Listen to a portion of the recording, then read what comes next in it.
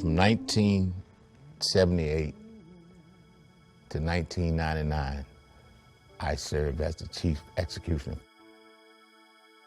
I performed 62 executions in 17 years. People that recommend the death penalty, the jury, the judge, if they had to perform the execution, I think that they would enlighten a different story on giving the death penalty to anyone.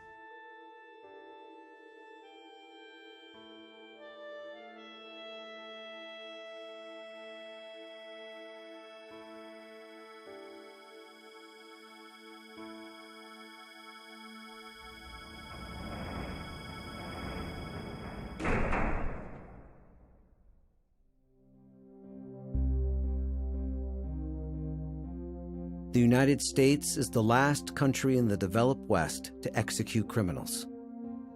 About 50% of Americans are for the death penalty and 50% against it.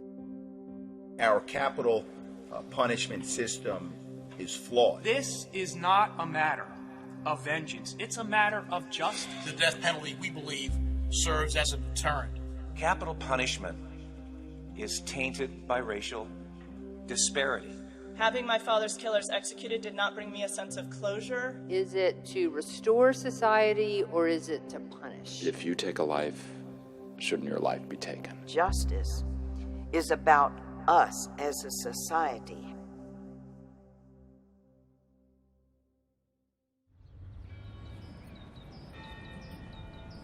(1982) was my first execution.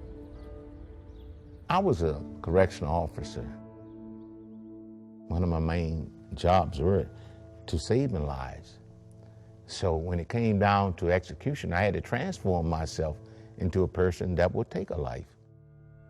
Jerry Givens was appointed executioner in 1977 when the United States reinstated the death penalty.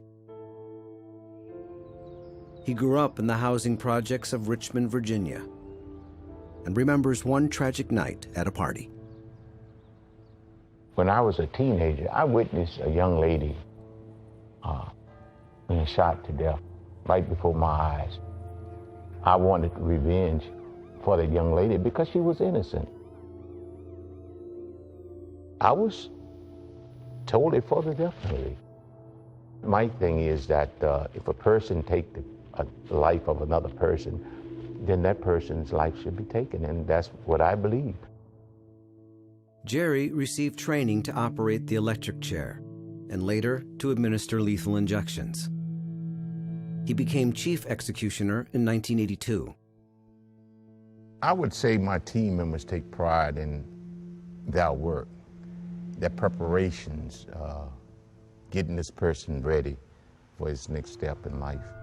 Prepare him to see his kids for the last time, a last kiss of his mother or sister, or even his wife or daughter. We all are human, and this is one human that had made a mistake, and we had to carry out the orders. Outside of his team of 8, Jerry told no one about his work as an executioner, not even his wife. We would keep it a secret, and I kept it a secret from my family. Since 1977, he and other executioners across the United States have put over 1,460 people to death. It's a punishment that's supposed to be reserved for the worst of the worst.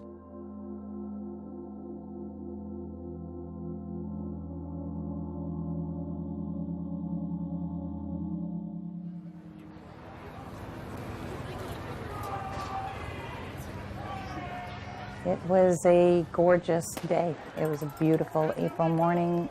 We met some friends in Boston. 23,000 runners and 500,000 spectators gathered for the Boston Marathon. Karen Broussard, her husband and daughter, were cheering a friend over the finish line. We were there for maybe 10 or 15 minutes, all excited with the crowd, watching everybody come through, and just suddenly It was this incredibly loud explosion.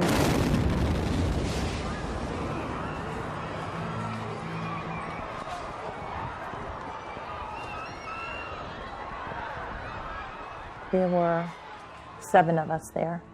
6 of us were injured. One of our dear friends lost both of her legs that day. I knew that my husband was pretty badly injured. My daughter had shrapnel from her hips to her feet, and I had shrapnel in both of my legs. The 2 blasts injured over 260 people and killed 3, including Crystal Campbell, Lingzi Lu, and 8-year-old Martin Richard. Police pursued 2 brothers in a dramatic manhunt.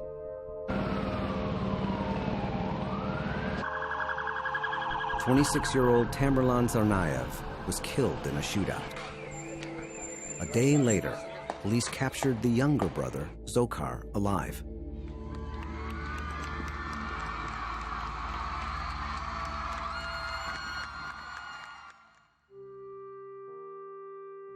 Over the next few months, Karen, Ron, and their daughter, like many of the bombing victims, had to undergo multiple surgeries. I'm going to try to not let this change who I am.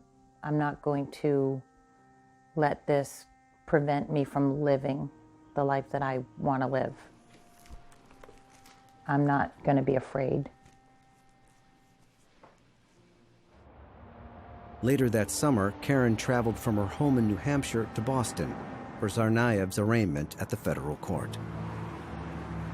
We were all seated together, and he walked out. He didn't look at any of us, but his hand was obviously injured.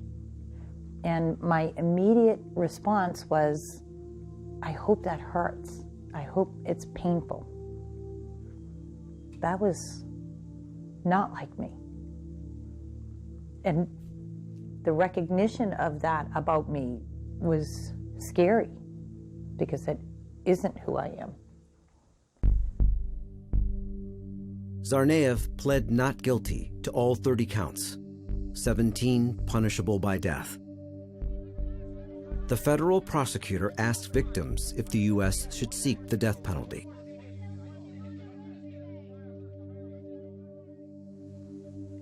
I don't know. I don't know. I don't know what justice is. I thought I knew.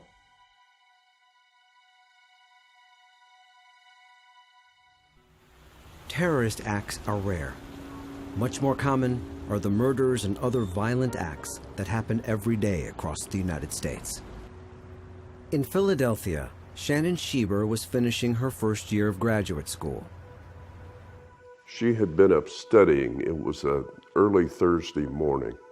Her final exam was Friday morning. About 2 o'clock in the morning, she was preparing to take a bath. The assailant who attacked her, he pried open her sliding door. She screamed for help as she was being attacked. The next door neighbor heard that. He called 911.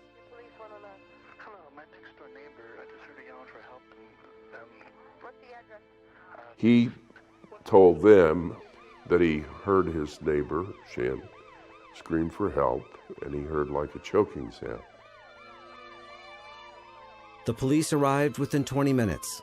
They knocked on the door, but no one answered.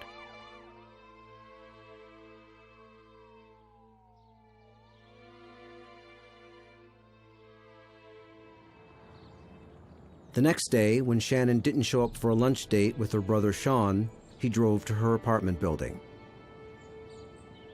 One of Shannon's neighbors came down and answered the door, and Sean said, "I'm trying to reach my sister. I can't reach her." The guy just went pale. He said, "Oh my God, I called the police last night." They went running up the steps. They broke open her door.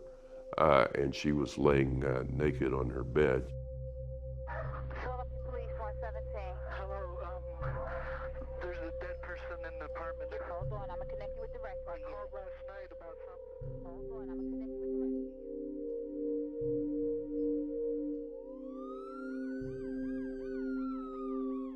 By the time we got to Philadelphia, though, the police were swarming around the apartment building, and they let us know immediately that she had been attacked and that she had been murdered. We were beginning to face the fact that part of us had died. And I mean, it hit us very quickly. I just remember saying a whole lot of prayers that we'd be able together to get through this. That weekend, they attended Mass.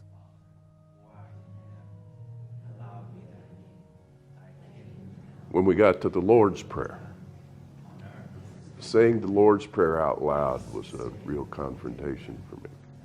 Forgive us our trespasses as we forgive those who trespass against us. I had to abandon something I had been saying, often probably thoughtlessly, thousands of times over my life. And if anyone would have asked us, well, what would you want to do if you ever found who did this? I'd be so angry. I'd want him dead too, maybe. I don't know. I've never had this happen. It was just so painful. 8 days later, the Schiebers buried their 23-year-old daughter.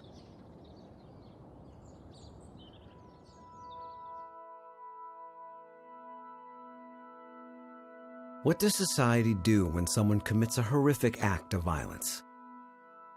For centuries, seeking justice was a community affair. And disproportionate blame fell on the poor, mentally disabled, and people of color.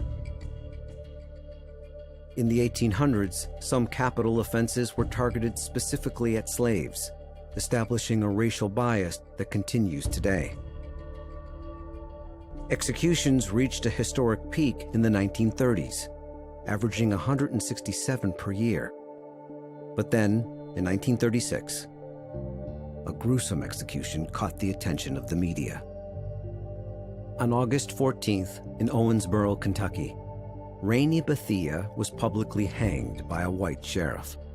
Many thought Bethia was innocent.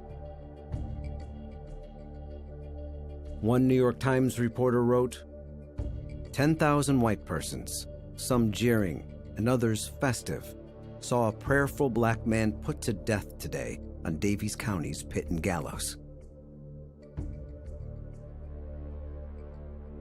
The outcry over Rainey Bethia's hanging did not put an end to capital punishment. Instead, it drove executions behind prison walls, out of public view. State officials built death houses and institutionalized the practice. It's a death by formula. It's a scripted death. In the beginning, it was hanging. It was not only hanging, but it was public. And so you see the crowds coming and bringing a picnic lunch and celebrating. Then we moved from hanging to the electric chair. And then we began to have the horror stories that happened out of the electric chair.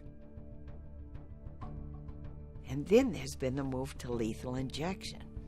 And lethal injection is like we're going medicinal, so that we'll just be putting them to sleep. But not everyone agrees. The idea that they should go out in an opiate haze, that it should be a pleasant death, is absolutely perverse. The debate about the death penalty has become increasingly polarized and politicized. We want a system that's fair. We want a system that respects the dignity of human beings. The idea that we were executing innocent people was terrifying, and there was just no way that we hadn't and that we weren't. Some people kill with an attitude so callous, heinous, sadistic, that they have forfeited their right to live. I believe in a deterrent of one, and that is when we execute this person, we know he will never kill again. Why is it that the death penalty really comes down to, in many cases, just where you live, who your DA is? We can all recognize injustice when we see it. It's people not being treated fairly. It's people not getting a fair shot. You can be critical of the death penalty. You can be critical of the idea that the government has the right to kill, and also hold compassion and concern for victims. Maybe in some books of justice, the person for this act deserves to die, but do we, as a society, deserve to kill them? Today, capital punishment largely falls to the state in which the crime was committed, and laws and methods vary widely. Most states use lethal injection, but some still use gas chambers, the electric chair, hanging, and firing squads.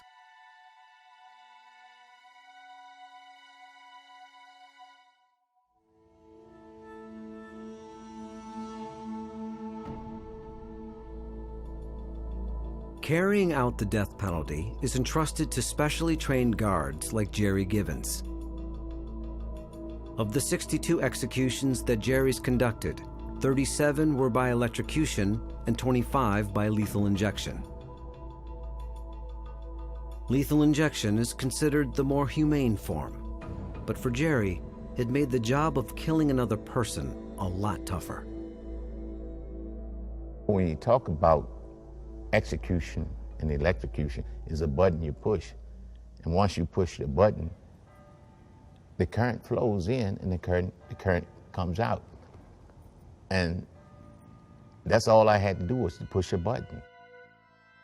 But when it comes down to death by lethal injection, you have 7 tubes of chemicals. You have 4 flushes and 3 deadly chemicals that is inserted into this man. And myself as the executioner, I'm at the end of each syringe. I'm pushing the poison down the tube into the body. So I'm more attached to this person than it is pushing a button and releasing it and let the current flow by itself. 15 days prior to an execution, the condemned would be moved to the death chamber where Jerry and his team worked. All 9 of us were executioners, and we perfect a good execution. That's what we stood by. The preparation was mental as well as physical. We practice and practice and practice prior to the execution. Each of us knew our jobs, our assignment, and we never allow ourselves to get that close to anyone, you know. We train for that. We train this way. You don't get that close to them. The day of the execution, 24 hours prior to that, we have called a death watch. A guy will act differently because he knew that this is the last everything.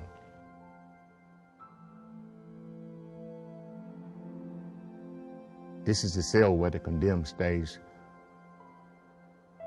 This is where the warden read his death warrant. His clergy person sit with him. During this course of the day, the condemned is given a shower, his last meal, his last visitations.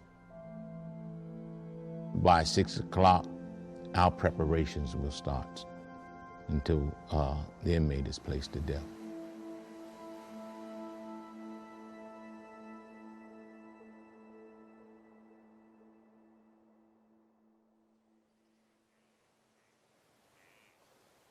At home in New Hampshire, Karen and her family were slowly recovering from their injuries. It's not so much the loss of physical abilities, things like the loss of, especially for me, my rose-colored glasses, you know, just a reality. Relationships with people are different. Things are not the same. And even with Ron and I, it's different. He's working through things and I'm working through things, and it had been 6 months since the bombing, and Karen had not yet seen her good friend Celeste, who was with them at the finish line and lost both her legs. in the beginning, initially, I couldn't bring myself to be with Syl, because I felt guilty. Celeste and 16 others lost limbs that day. Ron was one of the lucky ones. Doctors were able to save his leg. But the trauma and pain still lingered.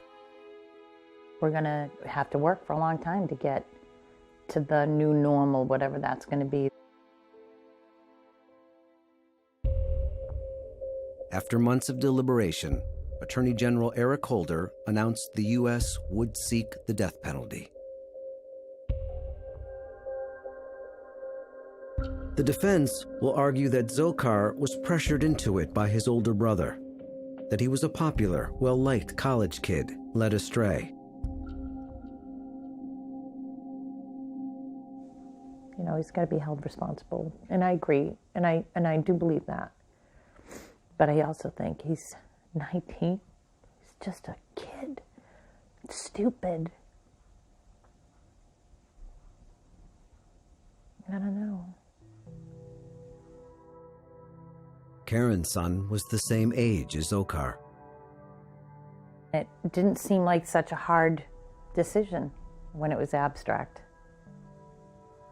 You know, I've got family and friends who are very religious and don't believe in it. And then I have others who just say it's the right thing to do. They're so sure. I don't know that it's right for me to make that decision, to take someone else's life.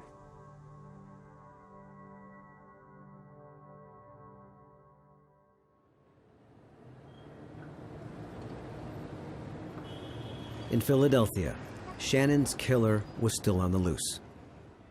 The Sheebers pressed for answers, but the police had none. It's just like you're in a coma. I mean, you're just like walking through something, but you don't know exactly how you're going to deal with it. How am I ever going to get through this? Just this tremendous sense of loss. And, you know, for some time I could visualize Shannon kind of walking through a door, just walking in the house and walking through a door, saying, "Hi, Da," and she'd call me Da. She was so kind and generous and loving and helpful. She always would come to us and say, "Mom and Dad, I have to make a difference." Shannon was many, many things. She had a tremendous appetite for learning. Everybody loved Shannon. Everybody loved her. She was an extremely loving daughter. In their grief, Vicki and Syl turned to each other and reached out for support. This takes time. It doesn't, you know, everybody goes down a different path and a different timeline to this journey toward healing. They began attending support meetings for families of murder victims. There, they saw the devastating toll of sorrow and anger. The father of one of the murdered daughters we know well took his first drink and he never stopped for a year, and he eventually lost his job and a marriage. Bud Welch's daughter was one of 166 people killed in the Timothy McVeigh bombing of Oklahoma City. One night, about a year later, he woke up in the morning and he had this dream. And his daughter, Julie, was there telling him, Dad, he murdered me. Are you going to let him murder our whole family?" The Sheebers also saw the high price people paid for putting their lives on hold as they waited for an execution. we started finding out what murder victims' families go through. If you decide to say, look, I want that man executed, it would take 15, 20 years, as much longer, for it actually to happen. And we just saw the effects that this had on these family members. We saw it destroying their lives.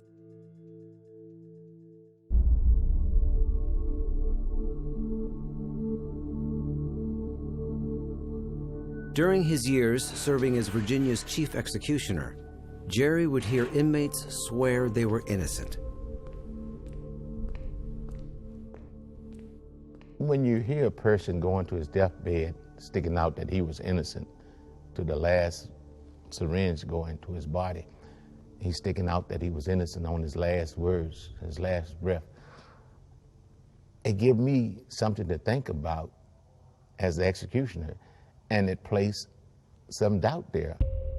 There was one young man in particular, Earl Washington Jr. He was trying to tell society back then that he was innocent, but yet no one really paid no attention to him. In 1983, Earl was arrested in Culpeper, Virginia, and brought in for questioning. He thought it was for a burglary he had committed. They said I answered all the questions they asked about different crimes. And they said that I said I did them. And they said I know I was going to court for capital murder, rape and murder, which is called capital murder, which could carry the death penalty. After intense questioning, police officers extracted a confession from Earl for the brutal rape and stabbing murder of a 19-year-old mother of 3. At his trial, experts testified that Earl had an IQ of only 69 and was extremely suggestible, casting doubt on his confession. Despite inconclusive evidence, the jury found Earl guilty, and the judge sentenced him to death. He was taken to Mecklenburg, a supermax prison in Virginia. He was scared to death. He was timid. He didn't want to come out of his cell. He's mentally retarded. He couldn't read. He couldn't write. I walked him into the cell, and if you needed anything, bang on the door, I'll come and see what you want. That was Earl the whole time he was on the road. He was scared and timid. Hardest thing was for me when my mom and daddy came to see me at 500 Spring Street.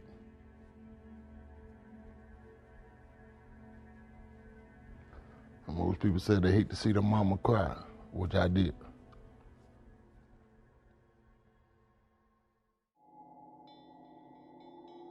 Two weeks before Earl's date of execution, the guards came to transport him to the death house in Richmond. They chained him up, put him in the waist chain, handcuffs, shackles, and they walked him out. Literally drug him out. And meanwhile, everybody's banging on the doors. They're cussing the guards. Joe reached out to his caseworker, Marie Deans, to see if anything could be done. I called Marie in a panic. I said, I don't know if this guy did it or not, but I don't think he did. I don't think this guy knows what's going on. When Earl arrived at the death house, he was handed over to Jerry. I received Earl from Mecklenburg. And when he came in, I carried him to the infirmary. He was given a complete physical. At that time, we only had death by electrocution, the chair. So he didn't have a choice. You can hear it. You can hear the electricity running through the chair, humming. Every day for the whole week I was there. They said they were getting it ready for me. I laughed at them. When that day came, I said, well, good Lord want me to go, I'll go, I guess. If he don't, I ain't going nowhere. Working day and night, Joe and Marie secured a rare stay of execution. Marie was convinced that Earl had been pressured into falsely confessing. My work with mentally retarded defendants made me know that this was a what we would call a coerced confession, whether it was coerced psychologically or in some other way. Did you kill that woman? No, sir. But you told the police that you did. Yes, sir. Why did you tell the police that you did it? I don't know. You don't know? No, sir. Did you understand then that you were being accused of a murder? No, sir. You didn't understand that? No, sir. New DNA tests proved Earl was not the murderer. He was moved off death row, but he remained in prison. Virginia law at the time did not allow the introduction of new evidence.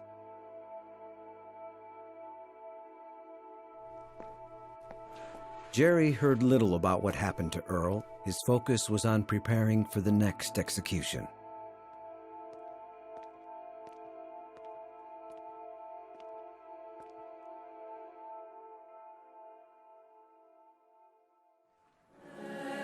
One year after the Boston Marathon bombing, a memorial service brought everyone together for the first time.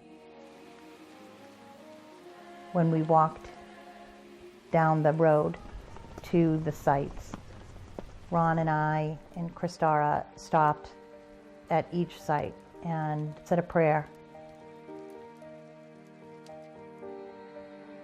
A week later, Karen and Ron united with survivors at the 2014 Boston Marathon.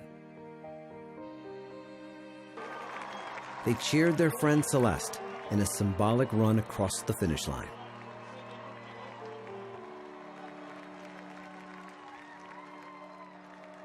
I am angry at what he did, and when I see my friends and they struggle and I see other survivors, I don't want my decision to be based on how angry I get in those instances.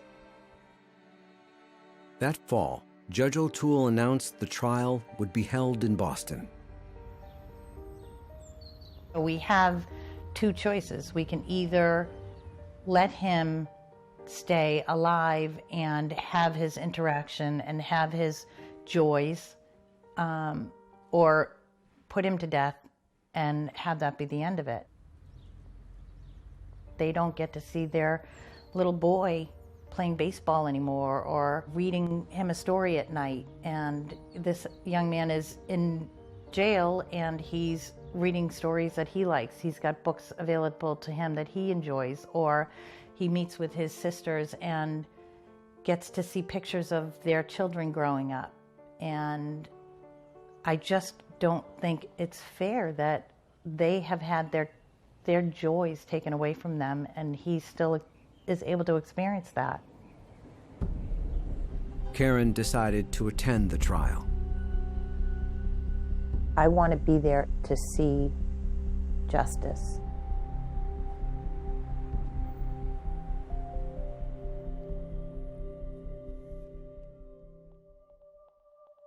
In Philadelphia, nearly 4 years after Vicki and Syl's daughter Shannon was murdered, the police got a lead.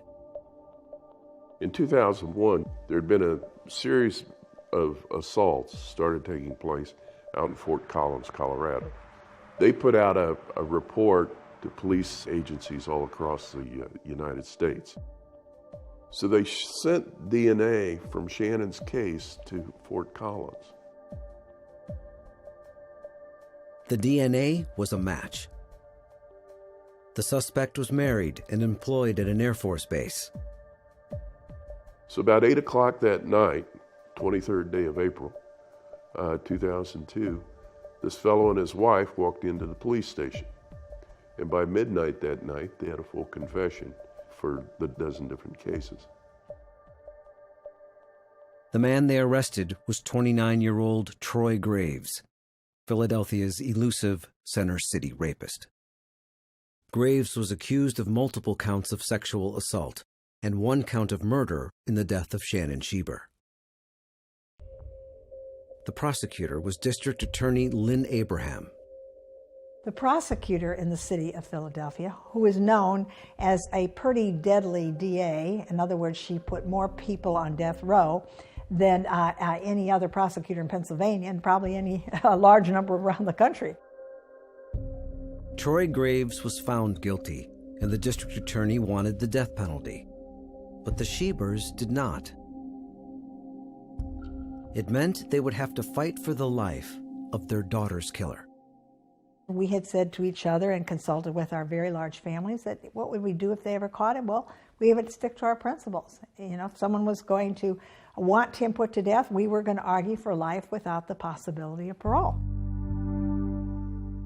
The district attorney voiced her disagreement in outrage. The district attorney there became very, very upset, and she became very public with her opinion. And she said, I don't care what the Schiebers said. The death penalty was the appropriate sentence for their daughter's murder. Why would they not want it? For Vicki and Syl, the answer was clear. We just can't let this anger, this natural human anger and pain overwhelm us and make us so vengeful and hateful, because it would just, over time, destroy us. And we knew that. Vicki and Syl received piles of hate mail, accusing them of not loving their daughter. You know, if you can't stand by your principles when it's difficult, they're not your principles.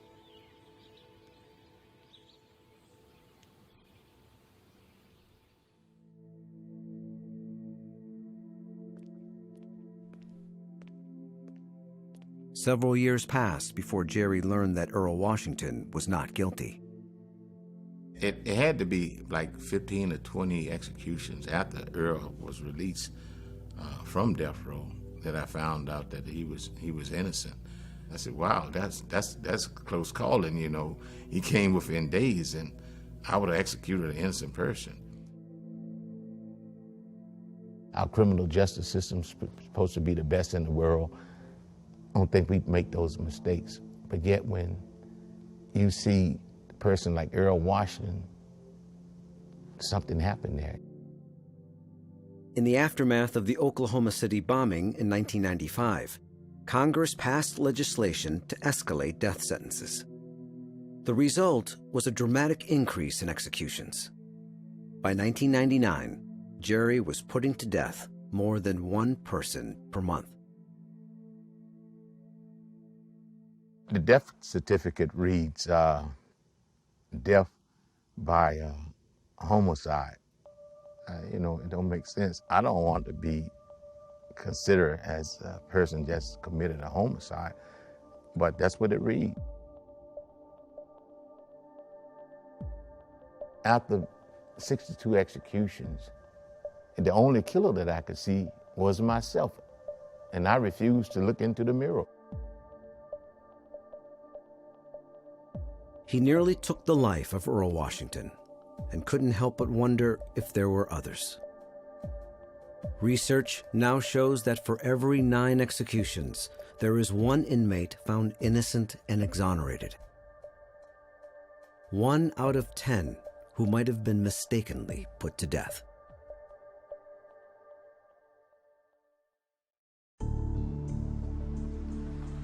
Nearly 2 years after the bombing, the trial was about to begin.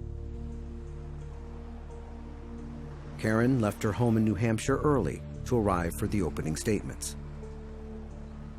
It was the first time she had seen Tsarnaev since the arraignment.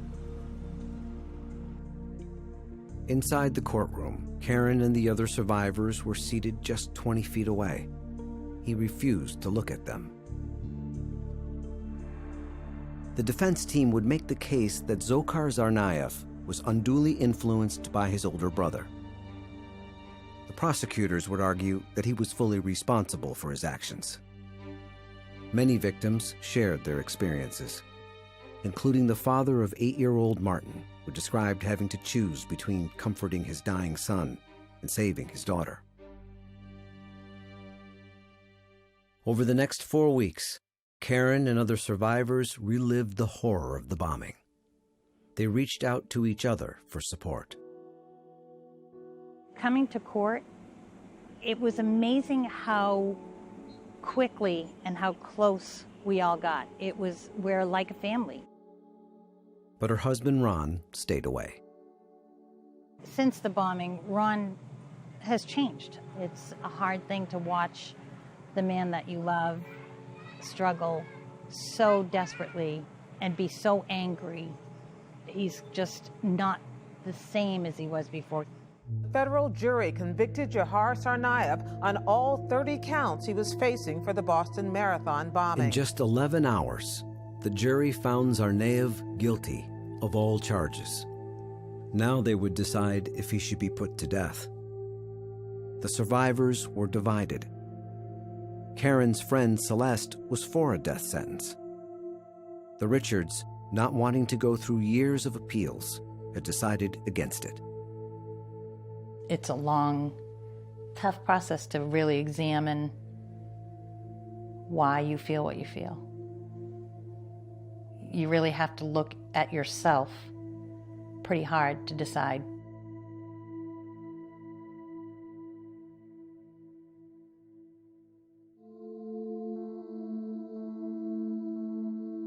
As soon as Vicky and Syl learned the identity of the man who raped and murdered their daughter, Vicky wanted to know more. I want to know why. I want to understand what he did. Why was this going forward like this? What was going on? Where was his background? I have to talk to his mother. I wanted to understand who he was. Vicky located Troy Graves' mother and gave her a call. We were on the phone together for many, many hours, and tears, just tears, sobbing with each other. I said, but I want just to understand what you are going through. I want to share with what I'm going through, and maybe we can help each other and learn from each other and just come to some kind of peace with all this. Because, God, you must be going through a terrible time. You lost your son, you know. And she says, oh, Mrs. Schieber, I murdered your daughter. Troy Graves' mother blamed herself for her son's actions. And I said, I don't understand. What do you say? She said, it got more and more violent in our household. And my kids would come to me and they'd say, please, Mommy, let's go. This is Daddy's bad. I was telling them, I can't. I don't have a job. I don't have, education. I can't support you. Oh my God, how can I be angry? Vicky began meeting with inmates on death row. She discovered a system of victims on all sides. We could just hear Shannon say, Mom and Dad, now that you know about the system, the terrible flaws, the bias, the racial, the geographic bias, the cost issues, they don't get good lawyers, just all the, I could go on and on. What are you going to do about it? They began advocating across the country and quickly found that many people thought all victims wanted the death penalty. They say that the reason we have to keep the death penalty here is because that's what murder victims' families want. That's going to give them peace. That's going to give them justice. And we come in and say, not quite. We've been through this. This isn't the way. If you lose a child, part of you dies. Hold in your heart. And so you have to kind of learn to live with this hole in your heart. Either we can continue to dwell on it and kind of well up the misery and sustain that misery that we incurred because of what was going on, or we can try and force things to change to the extent we can. They countered their grief by sharing their story and providing testimony that would influence death penalty legislation. Losing a loved one to murder is a tragedy of unimaginable proportions. This all happened 15 Her testimony helped Maryland become the 18th state to repeal capital punishment.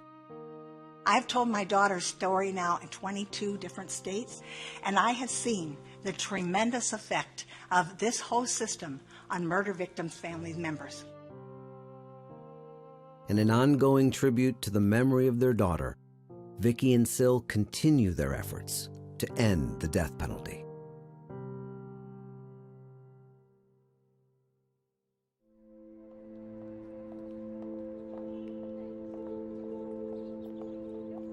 In Boston, nearly 3 weeks had passed since Tsarnaev was found guilty. But the federal jury had yet to make a decision about whether he should be put to death. Karen went to the courthouse nearly every day.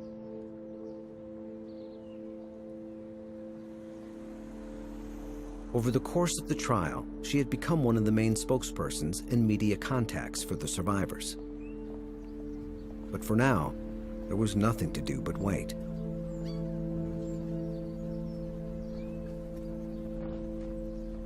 Suddenly, a text from a clerk inside alerted her that the jury was close to a decision.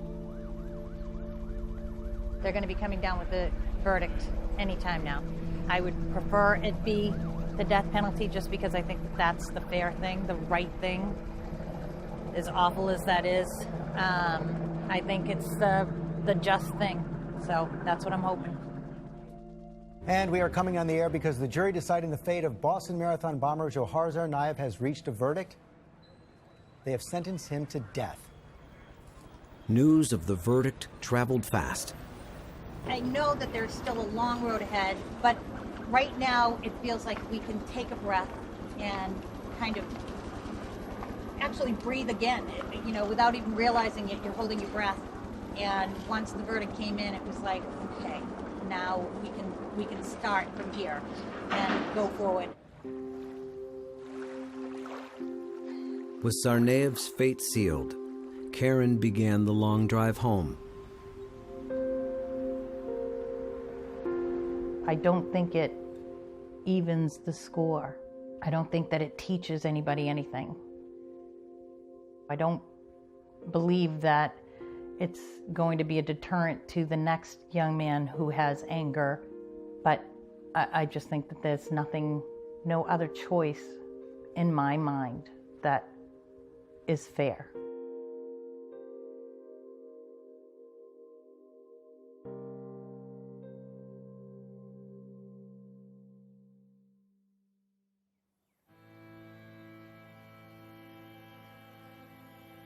After 17 years and 62 executions, Jerry's time as executioner came to an abrupt end.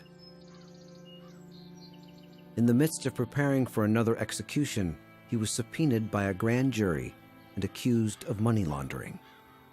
Jerry claimed he was innocent, but the court found him guilty.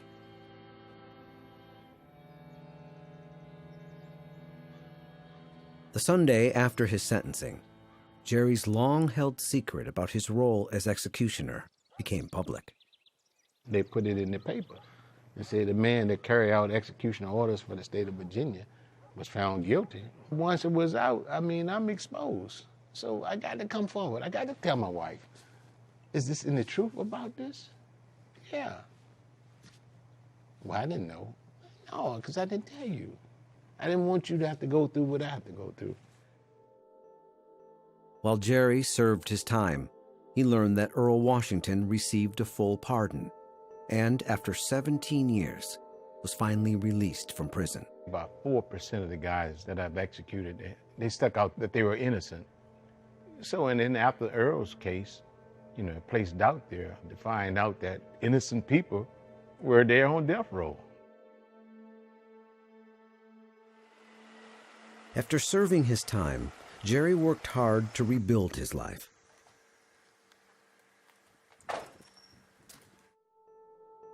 He began speaking out against the death penalty, one of the few executioners to do so. We need to do that. We need to change. And I didn't enjoy killing people, so what can we do to prevent these things from happening? Jerry thought often about Earl Washington. If I ever get to see him, I would say, I'm sorry. I'm glad that things didn't go the way they was planned to go. And I'm glad to see you on this side, because I can't apologize to you after I take your life, After I hit that button, that's it. I'm glad I didn't get the chance to hit that. So I apologize to you for even thinking the way I thought you was guilty.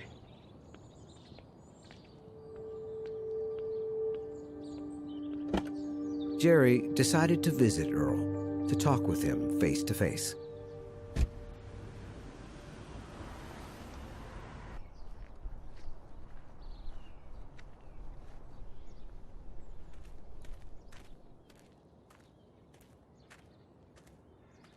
Though it had been many years, Jerry and Earl swapped stories and quickly rediscovered a shared past. I hit him one day. I was at Mockingbird then. That was in '85. Okay. I went to Richmond, 500 Swing Street then. Okay. That's where they had the electric chair at then. Yeah. You know, I wonder what went through your mind, Yeah, knowing that you was innocent. Yeah, I told my mama I hit it the whole world. Yeah. She said, boy, I didn't raise you up like that. I raised you up in the church. I said, I realized that. It's a good thing that I didn't kill him, because I don't think I could wear that. He didn't do anything wrong, so it's something that I would have had to face. But to see him crossing that bridge and to meet him and hug him is a good feeling. And if you don't know because you weren't in my shoes.